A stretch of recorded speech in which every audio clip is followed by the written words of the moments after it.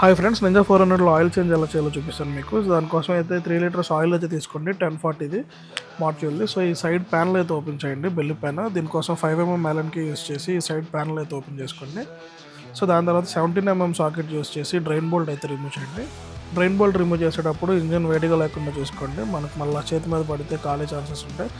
So drain bolt open చేసిన తర్వాత బండి అయితే ఒక హాఫ్ అన్ అవర్ వదిలేసేయండి. వదిలేసిన తర్వాత మనం స్పెషల్ టూల్ తీసుకుని ఆయిల్ ఫిల్టర్ అయితే రిమూవ్ చేయాలి. ఇది ఇన్ కేస్ స్ట్రక్ అయిందంటే మాత్రం దీని మీద WD-40 కొట్టి ఒక 5 minutes వదిలేండి ఫ్రెండ్స్. వదిలేసిన తర్వాత ఇది రిమూవ్ చేస్తే ఈజీగా వచ్చేస్తుంది.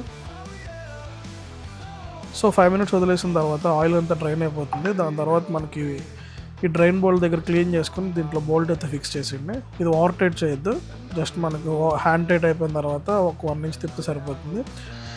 ఈ ఆయిల్ ఫిల్టర్ క్రాంక్ కంపెనీది, మనకి డిస్క్ ప్యాడ్స్ అవి ఉంటాయి కదా, అదే కంపెనీది.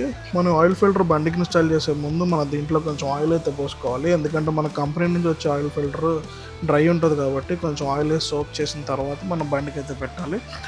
సో బండికి పెట్టేటప్పుడు కూడా మీరు హ్యాండ్ టైట్ చేయండి ఫ్రెండ్స్. 95% హ్యాండ్ టైట్ చేయండి, జస్ట్ 5% మాత్రమే టూల్ యూస్ చేసి టైట్ చేయండి. సో ఇందులో మనకి 2.1 liters పడుతుంది. ఫస్ట్ బాటిల్ అయితే కంప్లీట్గా పోసేయండి అండ్ సెకండ్ బాటిల్ కూడా కంప్లీట్గా పోసేయండి. థర్డ్ బాటిల్ మాత్రం ఓపెన్ చేసిన తర్వాత దాంట్లో 100 ml యూస్ చేస్తే సరిపోతుంది. మిగతా ఆయిల్ పక్కన పెట్టేసుకొని ఫ్యూచర్లో టాప్అప్ చేసుకోవచ్చు. సో మీరు లెవెల్ చూసుకుంటే మనకి మాక్సిమం లెవెల్కి అయితే ఆయిల్ రావాలి బండి స్ట్రైట్గా పెట్టినప్పుడు. సో ఈ విధంగా ninja 400 every 10,000 kilometers oil change చేసుకోవాలి. Thank you.